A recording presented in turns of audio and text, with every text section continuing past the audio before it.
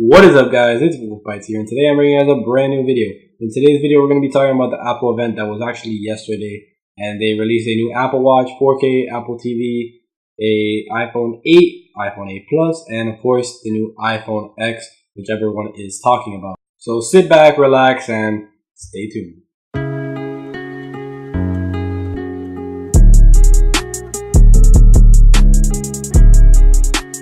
Alright guys, so yesterday was Apple's keynote event, and they released a couple new things that are coming into their lineup. Like, first they unveiled the new Apple 4K TV, which is, it's alright, it's just a 4K Apple TV, so not that big a deal in my opinion, but hey, some people do like the Apple TV. Next, after that, they released the watchOS 4, which is coming to all the new Apple Watches, and also they unveiled a new Apple Watch that actually does have a cellular. If you do know about other smartwatches other than the Apple Watch, you will know that this is not a new feature at all, and it's actually been implemented in other Galaxy Gears and other smartwatches. So cool feature, but nothing new from Apple again. And the real reason why everyone was paying attention to this event was for the new iPhone. The new iPhone 8 is not what you expected it. The new iPhone 8 is pretty much another iPhone 7, just with a few tweaks. So you could pretty much call it the iPhone 7s. Now, this new iPhone 8 does come in a plus size, so if you're wondering about iPhone 8 and iPhone 8 Plus, it does come in iPhone 8 Plus, and the price does start at $699, not how everyone thought it was going to be at $1,000. So, but I'll get to that in a minute. The iPhone 8 does come with a 12 megapixel camera in the rear, and I believe it's the same camera from the iPhone 7, but I'm not completely sure on that. The iPhone 8 does come with wireless charging, so it has a glass back now, and it looks pretty nice in my opinion, but it is going to pick up a lot of fingerprints if you do have the black version. Wireless charging now is going to be implemented everywhere because now iPhone is up to date with the wireless charging, and they didn't really create it, I know, but it's pretty cool and it's a pretty cool feature, and now we're gonna have it everywhere. Like at Starbucks and stuff, they're probably gonna have wireless charging ports and stuff like that. I don't know yet, we're gonna see, and I'm pretty sure it's gonna happen. The iPhone 8 also comes with fast charge, which is a pretty cool feature that we've seen on other phones now, and it really is useful, and it's useful if you want to get a fast charge in and you don't have that much time. So it's a very good feature, and I'm glad that they implemented that into the new iPhones. If you do get the iPhone 8 Plus, you will be surprised to find that there is a actually new feature that comes with the camera, which, by the way, it does have a dual camera on the 8 Plus, and it's the same thing from the iPhone 7.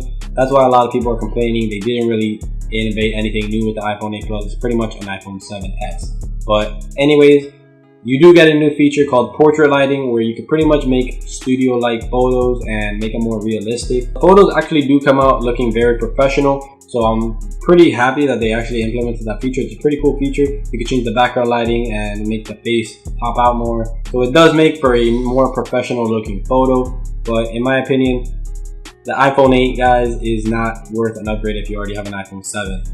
If you have an iPhone 7, just keep it. You're pretty much getting the same thing except with wireless charging, fast charge, and a portrait lighting effect. That's pretty much all they changed on the iPhone 8 from the iPhone 7. Now, if you are wanting to upgrade, just save up a little bit more money and get yourself the iPhone X. The iPhone X, guys, is a completely new design.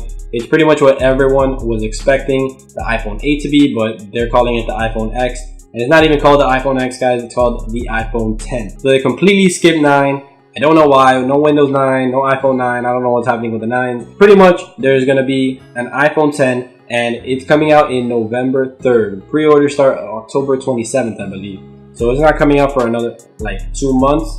So pretty much, guys, this is what everyone was expecting the iPhone 8 to be. It has a edge-to-edge display, OLED panel. There's no home button, so there is no Touch ID. And to unlock the phone, you pretty much just swipe up, and it's a gesture.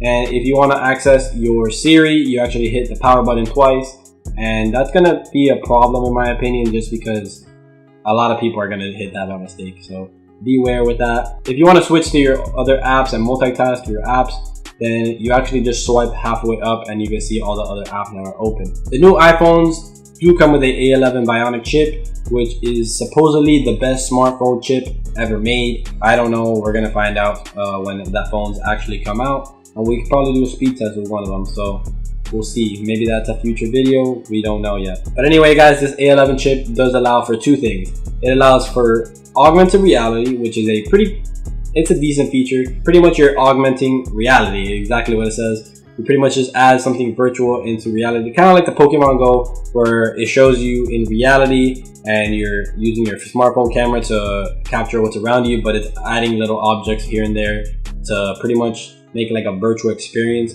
which is a pretty cool feature, guys, but in my opinion, it's not going to be worth it in the end. I don't see myself ever using that much, unless maybe I'm playing a game or something that uses it, which would be pretty cool, but other than that, I don't know how I feel about it. And the other thing that I am very skeptical about is the Face ID.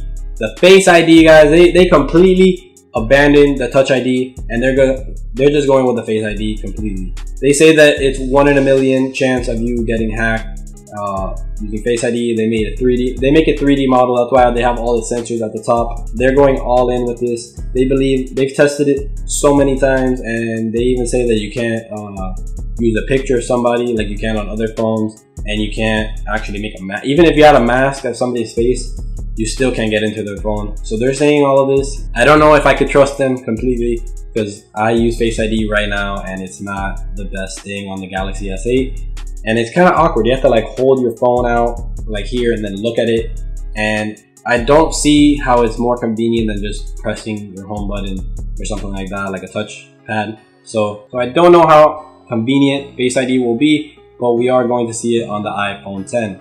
And Face ID, guys, I don't know. Even they had a problem opening their phone on the freaking demo. Here is iPhone 10.